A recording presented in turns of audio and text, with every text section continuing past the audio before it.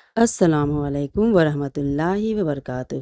بسم اللہ الرحمن الرحیم۔ آج میں آپ لوگوں کو ایک عالمہ لڑکی کی واقعہ سنانے والی ہوں، جس سے سن کر آپ کی روح کانپ اٹھے گی، کیونکہ جب اس عالمہ لڑکی کی وفات ہوئی تو اس کی قبر پر سانپ آتے تھے اور قبر کو ڈستے تھے۔ آخر وہ سانپ اس عالمہ لڑکی کی قبر پر ایسا کیوں کرتے تھے؟ اس واقعے کو مکمل جاننے کے لیے آپ ہمارے ساتھ بنے رہیں۔ دوستو، ملک ہندوستان میں ایک چھوٹا سا گاؤں تھا۔ اس گاؤں کے لوگ زیادہ تر غریب تھے۔ اس گاؤں میں رہنے والی ایک بچی جس کا نام فاطمہ تھا، وہ بچپن سے ہی بہت زیادہ خوبصورت تھی۔ اس بچی کا باپ اس کے پیدا ہونے کے کچھ سالوں بعد ہی مر گیا اور وہ اپنی ماں کے ساتھ اکیلی رہتی تھی۔ اس کی ماں بھیک مانگ کر اپنا اور اس کا گزارا کرتی۔ اگر اس کی ماں کے کپڑے پھٹ جاتے تو وہ لوگوں سے مانگ چانگ کر کپڑے پہن لیتی، اور اگر اسے بھوک لگتی تو وہ کسی کے گھر سے مانگ کر یا کچھ کام کر کے کھا لیتی اور اپنی بیٹی کے لیے بھی لے آتی تھی۔ کسی کا کام کر کے وہ کچھ روپیے لے آتی تھی۔ اسی طرح وہ اپنی زندگی گزار رہی تھی۔ اس کو سنائی کم دیتا تھا۔ اس کی ماں بہت نیک دل انسان تھی۔ سارا گاؤں اسے بہت غریب جانتے تھے۔ وہ بہت ہی نیک تھی۔ اس کا ایک چھوٹا سا گھر تھا جو کہ مٹی سے بنا تھا۔ فاطمہ پر 6 سال سے ہی نماز کی پابندی تھی۔ فاطمہ بہت سمجھدار اور سلجھی ہوئی بچی تھی۔ فاطمہ بچپن سے ہی قدرتی ذہین تھی۔ جب فاطمہ کی ماں مٹی کے چولہے بناتی تو فاطمہ بھی مٹی سے کھیلتی۔ ایک دن فاطمہ ماں سے بولی، اماں مجھے بھی مدرسہ بھیجو، میں بھی پڑھنے جاؤں گی۔ فاطمہ کی بات سن کر ماں نے فاطمہ کو مدرسہ بھیجنا شروع کر دیا، کیونکہ فاطمہ کا ذہن بچپن سے ہی بہت تیز تھا، اس لیے اس نے بہت کم وقت میں قرآن پاک مکمل کر لیا اور فاطمہ کو بہت سی سورتیں زبانی یاد ہو گئیں۔ فاطمہ کو دینی تعلیم کا بہت شوق تھا۔ گھر کی دیواری چھوٹی ہونے کے باوجود وہ روز جامعہ کے بچوں کو دیکھا کرتی تھی اور اسی میں ایک بچی سے فاطمہ کی دوستی ہو گئی۔ وہ بچی جامعہ سے آنے کے بعد اپنی سہیلیوں کے ساتھ فاطمہ کے گھر آتی اور فاطمہ کے بنائے ہوئے مٹی کے برتن سے کھیلا کرتی تھی۔ اس کی سہیلی جو کچھ بھی جامعہ سے پڑھ کر آتی وہ فاطمہ کو یاد کروا دیتی تھی۔ اسی طرح فاطمہ اپنی دینی تعلیم حاصل کرنے لگی اور پھر چند سال میں فاطمہ نے قرآن پاک مکمل کر لیا تھا۔ فاطمہ اپنی سہیلی کی مدد سے اردو پڑھنا سیکھ لیا تھا۔ فاطمہ اپنی سہیلی سے مانگ مانگ کر مکمل عالم کی کتاب پڑھ چکی تھی، اور بھی اس کے پاس اسلامک کتاب تھی جو اس نے اپنی سہیلی سے لی تھی۔ اسے وہ پڑھتی رہتی تھی۔ اب اس کے پاس علم اور عمل دونوں تھا۔ اس کے پاس بہت زیادہ تھا۔ ماں نے فاطمہ کو بہت اچھی تربیت کی تھی۔ جب فاطمہ جوان ہوئی تو اس کی خوبصورتی کی انتہا نہیں تھی۔ پورے گاؤں میں اس کی خوبصورتی کی چرچا تھی۔ پورے گاؤں والے کا کہنا تھا کہ فاطمہ کسی پری سے کم نہیں ہے۔ فاطمہ معصوم اس قدر تھی کہ دنیا اس نے کبھی دیکھا ہی نہیں تھا۔ ماں اب بوڑھی ہو چکی تھی، اسی لیے وہ لوگوں کے گھر میں مانگنے نہیں جایا کرتی تھی، بلکہ لوگ اسے آ کر مدد کر دیا کرتے تھے۔ اس گاؤں میں ایک بہت بڑے سردار تھے جو کہ ماں سے فاطمہ کا رشتہ اپنے بیٹے کے لیے مانگ رہے تھے۔ اس پر ماں نے کہا کہ آپ کا بیٹا میری بیٹی کے قابل نہیں ہے۔ سردار خود بہت اچھے انسان تھے۔ انہوں نے ماں سے کوئی ضد نہیں کی اور وہ خاموشی سے چلا گیا۔ اس گاؤں میں بہت غریب لوگ رہتے تھے، اسی لیے وہ اپنے بچے کو جامعہ میں پڑھا نہیں سکتے تھے، اسی لیے کئی بچے فاطمہ سے قرآن پاک پڑھنے آیا کرتی تھیں۔ فاطمہ بچوں کو قرآن پاک کے ساتھ ساتھ اسلام کی ایسی باتیں بتایا کرتی تھی۔ جب وہ بچوں کو درس دے رہی ہوتی تو باہر کھڑا ایک لڑکا روزانہ اس کا درس سن رہا ہوتا تھا۔ اس لڑکی نے جب بھی فاطمہ کو دیکھنا چاہا تو وہ پردے میں ہوتی تھی۔ اس لڑکے کو فاطمہ سے محبت ہو چکی تھی۔ وہ لڑکا بھی فاطمہ کے نقش قدم پر چلنے لگا۔ وہ بھی 5 وقت کا نمازی ہو چکا تھا۔ یہ لڑکا فاطمہ کے گھر رشتہ بھیجنا چاہتا تھا، لیکن یہ ایک ہاتھ سے معذور تھا اور تھوڑا پیر سے لنگڑاتا بھی تھا، اسی لیے رشتہ بھیجنے سے ڈرتا تھا۔ محرم کا مہینہ شروع ہونے والا تھا۔ فاطمہ اپنی ماں سے کہنے لگی کہ اماں، مجھے محرم کے 10 روزے رکھنے ہیں۔ ویسے تو میں خود ہی اٹھ جاؤں گی، لیکن طبیعت تھوڑی ٹھیک نہیں لگ رہی اور سر میں بھی درد ہے، تو آپ مجھے اٹھا دیجیے گا۔ پھر ایک دن ایسا ہوا، محرم کی پہلی تاریخ کو اس لڑکے کو خبر ملی کہ فاطمہ اب اس دنیا میں نہیں رہی۔ وہ لڑکا کہنے لگا، وہ خبر میرے لیے ایسی تھی جیسے میں خود ہی مر گیا۔ مجھے بالکل یقین نہ آیا۔ وہ کہنے لگا، میں کیسے یقین کر لوں کہ فاطمہ اس دنیا میں اب نہیں رہی، کہ کل ہی تو فاطمہ بچوں کو قرآن پاک پڑھا رہی تھی، محرم کے بارے میں بتا رہی تھی۔ جب اس کے گھر گیا تو واقعی فاطمہ اس دنیا سے جا چکی تھی۔ وہ بہت دھارے مار مار کر رونا چاہتا تھا، مگر اس کے پاس رونے کے لیے کوئی حق نہیں تھا۔ وہ کسی کے سامنے رو ہی نہیں سکتا تھا۔ وہ لوگوں سے کیا کہتا؟ وہاں کے لوگ جنازے میں شریک ہوئے، کسی کو کچھ پتہ نہیں تھا یہ کیسے اس دنیا سے چلی گئی۔ اس کی ماں کا رو رو کر برا حال تھا، مگر فاطمہ محرم کی پہلی تاریخ کو ہی اس دنیا سے چلی گئی۔ سب لوگ یہی کہہ رہے تھے کہ واقعی بہت نیک لڑکی ہے۔ وہ لڑکا یہی روتا رہتا اور کہتا، خود تو دنیا چھوڑ کر چلی گئی، مگر مجھے روتا ہوا چھوڑ کر چلی گئی۔ سب سے زیادہ نقصان تو میرا ہوا تھا۔ وہ سوچنے لگا کہ شاید میں اپنے دل کی بات اس سے کر لیتا تو اس کو پا لیتا، پر ایسا نہیں ہو سکا۔ اب روز اس کی قبر پر جاتا اور جتنی دیر دل کرتا وہاں بیٹھا رہتا، اس کی قبر کے ساتھ باتیں کرتا رہتا۔ ایک دن حسب معمول وہ لڑکا فاطمہ کی قبر پر گیا۔ پھر اس لڑکے نے بتایا کہ میں اس کی قبر پر بیٹھ گیا تو سامنے کا منظر دیکھ کر میں حیران رہ گیا۔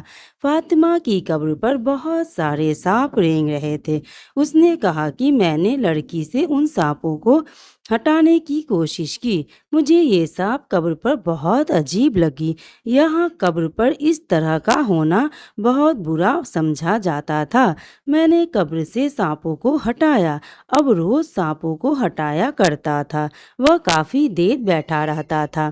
جب مجھے کوئی دیکھتا تو میں وہاں سے بھاگ جاتا۔ پہلے تو چھپ کر اس کی قبر پر جایا کرتا تھا، پر اب سارے عام بیٹھا کرتا تھا اس کی قبر پر، کیونکہ مجھے اس سے محبت تھی۔ اور اب وہ اس دنیا سے چلی گئی تھی، اب اس نے کیا بدنام ہونا تھا۔ سب لوگ محلے میں فاطمہ کی باتیں کرنے لگے۔ ہو نہ ہو فاطمہ کا اس لڑکے سے کوئی رشتہ تھا، مگر میں خاموشی سے لوگوں کی باتیں سنتا رہتا۔ میں فاطمہ سے محبت کرتا تھا، اس لیے میں اس کی قبر پر روز قرآن بھی پڑھا کرتا تھا، دعا کرتا تھا اور اس کی روح کو ثواب بھیجا کرتا تھا۔ وہ بہت نیک لڑکی تھی، اسے شاید جنت میں جانا تھا، لیکن مرنے کے بعد آپ اگر کسی کو تحفہ دینا چاہیں تو اس سے بہتر تحفہ کیا ہو سکتا ہے کہ آپ اس سے کے لیے ایصال ثواب کر کے اس کو ثواب بھیج سکتے ہیں۔ اب روز اس کی قبر پر سانپ آتے تھے۔ میں یہ دیکھ کر حیران ہوتا تھا، یہاں پر اتنی سارے قبریں ہیں، سانپ صرف اسی قبر پر کیوں آتے ہیں؟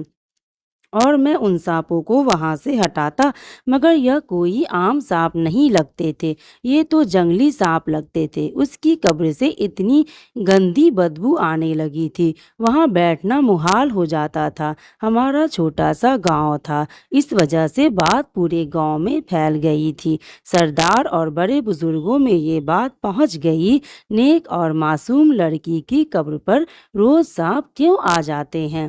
ایک دن گاؤں کے لوگ بات کرنے لگے کہ لگتا ہے لڑکی نے ضرور کوئی نہ کوئی گناہ کیا ہے جو اس کی قبر کے ساتھ ایسا ہو رہا ہے۔ قبرستان اور بھی بہت ساری قبریں موجود ہیں، باقی قبروں میں تو ایسا معاملہ کبھی پیش نہ آیا۔ ایک آدمی سردار کے پاس جا کر کہنے لگا کہ یہ لڑکی نیک نہیں تھی، ہمارے گھر کی عورتوں کا کہنا ہے یہ گاؤں کی سب سے خوبصورت لڑکی تھی۔ ویسے بھی گھر میں کوئی مرد تو تھا نہیں، بس ایک بوڑھی ماں تھی جسے ٹھیک سے دکھتا ہی نہیں تھا، اس کے گھر کی باہر کی دیواریں بھی نہیں تھی۔ وہ آدمی کہنے لگا، سردار صاحب کچھ گناہ ایسے ہوتے ہیں جس کی سزا آپ کو مرنے کے بعد ملتی ہے، مجھے لگتا ہے کہ لڑکی ضرور بدکار تھی، آخر کار وہ اتنی خوبصورت تھی۔ اگر وہ گناہ کرتی بھی تھی تو شاید پردے میں کرتی اور منہ چھپا کر برقع پہن لیتی۔ وہ لڑکا ان سب لوگوں کی باتیں سن رہا تھا اور سوچ رہا تھا کہ مجھے سمجھ نہیں آتی کہ لوگوں کی زبان اتنی لمبی کیوں ہے۔ جب سارے گاؤں کو اکٹھا کیا گیا تو گاؤں والے کہنے لگے کہ کیا پتہ اس نے کوئی بڑا گناہ کیا ہوگا، کہیں اس کے گناہ کی سزا پورے گاؤں کو مصیبت میں نہ ڈال دے، اسی لیے ہمیں پتہ لگانا ہوگا کہ آخر کار ماجرا کیا ہے۔ اس بات کا جواب تو اس کی ماں ہی دے سکتی ہے، جن بچوں کو وہ پڑھایا کرتی تھی۔ اس کا کہنا تھا، ہم نے کبھی باجی کو کسی غلطی نہیں دیکھی تھی، مگر اس گاؤں میں ایسی حرکتیں ہوتی رہتی تھی، معاملہ کسی اور کا ہوتا اور بلایا کسی اور کو جاتا تھا۔ اب اس معاملے میں اس لڑکے کو بھی بلایا گیا جو اس کی قبر پر دن رات بیٹھا کرتا تھا۔ لوگ کہتے ہیں کہ شاید میں نے ہی اس کے ساتھ کوئی چکر چلا رکھا تھا۔ سارے گاؤں کے لوگوں کو جمع کر کے سردار نے پنچایت لگائی۔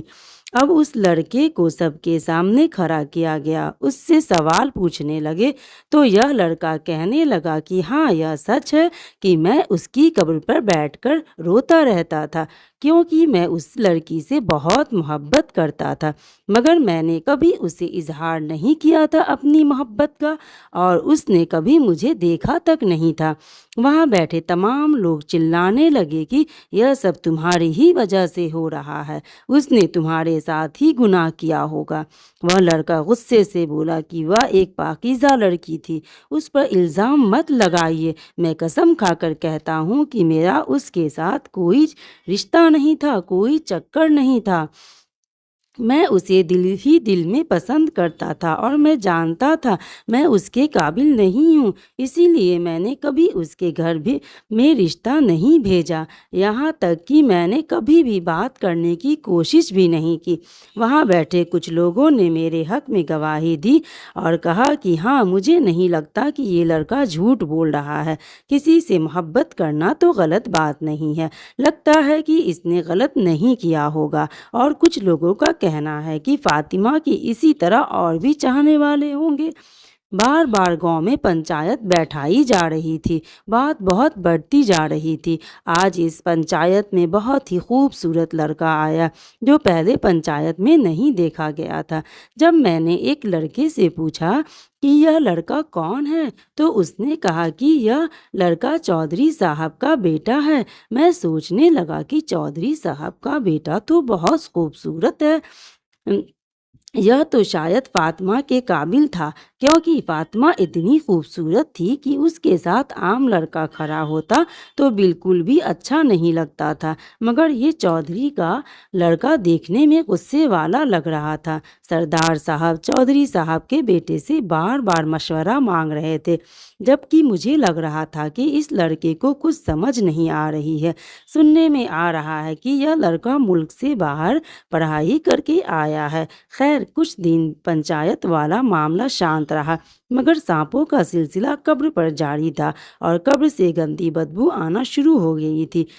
کوئی بھی اس قبر کے پاس نہیں جاتا تھا۔ پھر اس بہادر لڑکے نے جو فاطمہ سے محبت کرتا تھا، اس نے فاطمہ کی بے حرمتی دیکھا نہ گیا۔ اس نے قبر کی پکی کروا دی اور روز اگربتی لگا کر پھول بھرتا، مگر پھر بھی سانپوں کی روٹین نہیں بدلی۔ ایک دن جب صبح اس کی قبر پر پھول ڈالنے کے لیے آیا تو سامنے کا منظر دیکھ کر حیران رہ گیا۔ جو اس نے قبر کو پکا کروایا ہوا تھا وہ ٹوٹی ہوئی تھی، ہو سکتا ہے کسی نے توڑی ہو۔ دیکھنے میں ایسا لگ رہا تھا جیسے قبر ابھر چکی ہو۔ اب پھر لوگوں کا کہنا شروع ہو چکا تھا کہ قبر پھٹنے والی ہے۔ اب سب کو یقین آ گیا کہ معاملہ کچھ زیادہ ہی ہو چکا ہے۔ اب ان معاملوں کو جواب صرف وہ اس کی ماں بڑھیا ہی دے سکتی تھی۔ وہ لڑکا کہنے لگا، ہم سب اس کی اماں کے پاس گئے تو وہ رونے لگی۔ وہ خود لوگوں کے رحم و کرم پر تھی، اگر کوئی کھانا دیتا تو کھا لیتی۔ فاطمہ کی اماں نے اس کی تعریفیں شروع کر دیں۔ اماں نے کہا کہ اگر وہ نیک نہیں ہوتی تو محرم کو فوت کیوں ہوتی؟ وہاں پر بہت سارے لوگ تھے۔ کہنے لگے کہ اماں، اور بھی بہت سارے لوگ ہیں جو محرم میں فوت ہوتے ہیں، اس کا مطلب یہ نہیں ہے کہ سب نیک ہوتے ہیں۔ ایک دن میں تو نہ جانے کتنے زیادہ لوگ مرتے ہیں۔ کوئی 12ویں اول کو مرتا ہے تو کوئی حج کے دن مرتا ہے اور کوئی لیلۃ القدر کی رات کو بھی مرتا ہے۔ اس کا مطلب ہرگز یہ نہیں کہ سب لوگ نیک ہوں۔ آپ ایسا کریں، آپ اپنی بیٹی کا کمرہ دکھا دیں۔ وہاں ماں روتی ہوئی کہنے لگی کہ میں نے اس دن سے آج تک اس کمرے کو ہاتھ ہی نہیں لگایا۔ وہاں پر اس کی یادیں ہیں اور میں نے وہ کمرہ بند کر دیا ہے۔ سردار اور محلے کے سبھی لوگ کہنے لگے کہ ہمیں کمرہ کھول کر دیکھنا ہوگا، تبھی حقیقت سامنے آئے گی۔ اس ماں کے منع کرنے کے باوجود بھی سختی سے کمرے کا دروازہ کھول دیا۔ جب اندر داخل ہوئے تو کمرے کی چیزیں اس طرح رکھی ہوئی تھیں کہ ایک پرانا سا پلنگ تھا اور ایک پرانی سی صندوق تھی جس میں کپڑے رکھے تھے۔ اس کے علاوہ اس کے پاس کیا ہو سکتا تھا؟ وہ ایک بہت غریب گھر سے تھی۔ پلنگ کے اوپر 2 چادر بچھی ہوئی تھی، اس پر کافی زیادہ سلوٹیں پڑی تھیں۔ ایک کانچ کی چوڑی ٹوٹی ہوئی تھی، مگر یہ بستر کچھ ثابت نہیں لگ رہا تھا۔ جب بستر کے نیچے دیکھا گیا، یعنی پلنگ کے نیچے دیکھا گیا، تو ایک قیمتی چیز ملی جسے دیکھ کر سب حیران رہ گئے۔ یہ لڑکی تو بہت غریب تھی، اتنی قیمتی چیز آخر اس کے پاس کہاں سے آئی ہوگی؟ ایک آدمی نے وہ چیز پکڑ کر سردار صاحب کے سامنے لا کر دکھایا تو وہ ایک مردانہ سونے کی چین تھی۔ اس کو دیکھ کر سب سے پہلے یہ سوال کیا گیا کہ آخر فاطمہ کی موت کیسے ہوئی؟ ماں نے کہا کہ فاطمہ اپنے کمرے میں چپ کر کے سوئی ہوئی تھی۔ میں بھی اس کے کمرے میں سوتی، مگر مجھے باہر نیند آ گئی۔ جب میں نے دیکھا کہ سورج نکلنے والا ہے تو اس کمرے میں گئی، وہاں وہ بے حرکت پڑی تھی۔ میں چیختے ہوئے اپنے ہمسائے کے پاس گئی۔ جب اس کے پاس کے لوگ آ کر دیکھا تو کہا کہ اس کا دل تو بند ہو گیا ہے، مگر یہ کیسے ہوا ہمیں کچھ پتہ نہیں۔ اتنے میں فاطمہ کی اچانک اس دنیا سے چلی گئی۔ اس میں سے ایک آدمی بولا، مجھے سارا معاملہ سمجھ آ گیا ہے، پر سب سے پہلے ہمیں پتہ لگانا ہوگا کہ یہ مردانہ قیمتی ہار کس کی ہے۔ اگلے دن پنچایت لگائی گئی۔ سردار کے فیصلے کا انتظار تھا۔ چودھری صاحب بھی آئے۔ چودھری صاحب کا بیٹا نہیں آیا تھا۔ وہاں پر بیٹھے سب لوگ کہنے لگے کہ اس کے سر پر باپ کا سایہ نہیں اور نہ ہی کوئی بھائی تھا۔ یہ غریب بچوں کو قرآن پاک پڑھاتی تھی، پھر بھی اس کے پاس 70,000 کی چین کہاں سے آئی؟ وہ بھی مردانہ چین۔ پھر لوگوں نے یہ بھی کہا کہ کیا پتہ کسی نے اسے گفٹ کیا ہوگا۔ ایسی چیزوں کو تو صرف امیر لوگوں کے پاس ہی ہوا کرتی ہے۔ اگر یہ گفٹ ہوتا تو وہ اس کو صندوق میں چھپا کر رکھتی، نہ کہ یہ اس طرح گرا پڑا ہوتا، کیونکہ اس کے بارے میں کچھ بول رہا تھا اور کوئی کچھ بول رہا تھا۔ ایک لڑکا ان میں سے کافی سمجھدار تھا۔ اس نے کہا کہ مجھے معاملہ سمجھ آ گیا ہے۔ اس نے کہا کہ مجھے کل تک کا وقت دے دے، میں دودھ کا دودھ اور پانی کا پانی کر دوں گا۔ پھر اگلے دن شام کو پنچایت بیٹھائی گئی۔ سردار صاحب بھی آئے، چودھری صاحب اور ان کا بیٹا بھی آیا ہوا تھا۔ جب اس آدمی نے کھڑے ہو کر کہا کہ مجھے پتا چل گیا ہے کہ یہ چین کس کی ہے، تو وہاں بیٹھے سب لوگوں کی شکل عجیب و غریب ہو گئی۔ سب لوگ ایک دوسرے کی طرف دیکھنے لگے۔ وہ کہنے لگا کہ جس لڑکی پر سب لوگ الزام لگا رہے ہیں، اسے بدنام کر رہے تھے کہ وہ لڑکی بالکل بے قصور ہے، یہ چین اس آدمی کی ہے جس سے فاطمہ کو اس دنیا سے رخصت کر دیا، اس کی عزت کے ساتھ کھلواڑ کیا، فاطمہ کسی کو بتا نہ سکے، اسی لیے اس کی جان لے لی گئی۔ وہ گندا شخص اس پنچایت میں بیٹھا ہوا ہے، اور یہ چین کسی اور کی نہیں بلکہ چودھری صاحب کی بیٹے مہتاب کی ہے، کیونکہ یہ مہنگی چین اس گاؤں میں کسی کے پاس ہو ہی نہیں سکتی، یہ بیرونی ملک سے لی گئی ہے۔ چودھری صاحب انصاف پسند انسان تھے، شاید اپنے بیٹے کو بچانے کی کوشش بھی کرتے، مگر بات تو سب کے سامنے آ گئی تھی۔ چودھری صاحب نے اپنے بیٹے مہتاب سے پوچھا تو وہ مان بھی گیا، اور سب کے سامنے اٹھ کر غصے سے کہنے لگا، میری نظر زینب پر تھی، میں نے اس کے گھر رشتہ بھی بھیجا تھا، پر اس نے میری بات ہی نہیں مانی اور مجھے سیدھا کہنے لگی کہ تم امیر ہو، تمہاری کوئی عزت نہیں ہے، لیکن میں غریب ہوں، مگر میری پورے گاؤں میں عزت ہے، ایک عزت دار لڑکی ہوں، میں تمہارے ساتھ کبھی بھی رشتہ نہیں رکھ سکتی، اگر تم میرے گھر نکاح کا پیغام بھی بھیجو گے تب بھی میں تم جیسے انسان سے کبھی نکاح نہیں کروں گی۔ یہ وہ کہنے لگا، اس لڑکی نے میری بے عزتی کی تھی، اس نے میرے غرور کو للکارا تھا، اسی لیے میں نے یہ سب اس کے ساتھ کیا، اور اسے مرنے کے بعد بھی بدنام کرنے لگا۔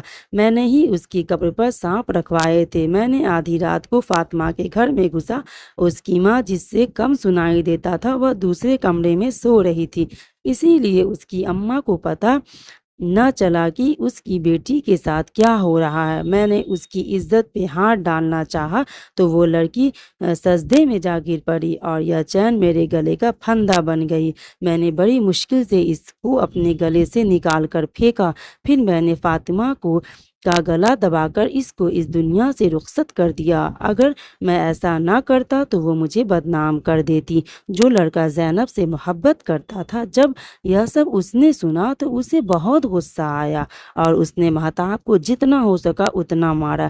چودھری صاحب کہنے لگے کہ اس کا انصاف میں کروں گا۔ چودھری صاحب اپنے بیٹے کو گاؤں والوں کے سامنے پیش کیا اور کہنے لگے کہ آپ بتائیں کہ اس کی کیا سزا ہونی چاہیے۔ کچھ لوگ بولے اس کو پھانسی دے دو، کچھ لوگ بولے چودھری صاحب کی وجہ سے، کیونکہ وہ بہت اچھے انسان تھے، اس کو معاف کر دینا چاہیے، مگر سزا کے طور پر ایک غریب لڑکی سے چودھری صاحب کے بیٹے کا نکاح کر دیا گیا، اور کہا کہ اگر اس لڑکی کے ساتھ تھوڑی سی بھی ناانصافی ہوئی تو ذمہ دار میرا بیٹا ہوگا۔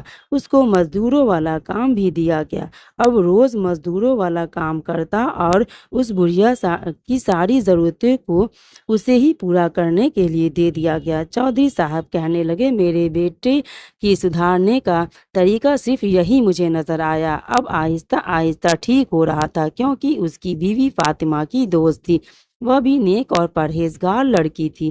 یہ لڑکی فاطمہ کی وہی دوست تھی جس کے ذریعے فاطمہ نے اپنی دینی تعلیم مکمل کی تھی۔ چودھری صاحب کے بیٹے کو اپنے گناہ کا احساس ہونے لگا تھا، اب وہ 5 وقت نمازی ہو گیا تھا۔ اب اس نے ایک جامعہ بنوایا جس کا نام اس نے بنت فاطمہ رکھا، اور اسے جامعہ میں اس کی بیوی بچوں کو تعلیم دینے لگی۔ اب سارا گاؤں اس سے خوش تھا۔ ماشاء اللہ پیارے دوستو، انسان جتنا بھی چاہے گناہ کر لے اور اسے جتنا مرضی چھپا لے، مگر جب تک اللہ رب العزت نہ چاہے اس کے گناہوں سے پردہ نہیں اٹھ سکتا۔ مگر جب اللہ کے نیک بندیوں پر بندے ظلم کرتا ہے تو پھر اللہ رب العزت خود جواب دیتا ہے۔ اس نے اللہ کی نیک بندی کو گناہ کی دعوت دی تھی، مگر اس نے گناہ کرنے سے انکار کر دیا، پھر اللہ پاک نے اس کا محافظ ہو گیا۔ اللہ پاک نے مرنے کے بعد بھی اس کی عزت کی حفاظت فرمائی۔ اوپر والے سے دعا ہے کہ ہمیں تمام تر گناہوں سے بچائے اور ہمیں نیک اور سچا مسلمان بنائے، آمین، اور ایسے واقعات سے ہمیں سبق حاصل کرنے کی توفیق دے، آمین یا رب العالمین۔ اس ویڈیو کو ایک لائک ضرور دے دیجیے گا، کیونکہ ویڈیو کو لائک کرنے سے یوٹیوب اسے اور لوگوں تک پہنچائے گا، اس سے اور بھی لوگ اس سے دردناک واقعات کو سن پائیں گے، اور اسے پلیز دوسروں تک شیئر بھی ضرور کر دیجیے گا۔ جزاک اللہ خیر، اور اپنا بہت سارا خیال رکھیے گا، دعاؤں میں یاد رکھیے گا۔ اللہ حافظ۔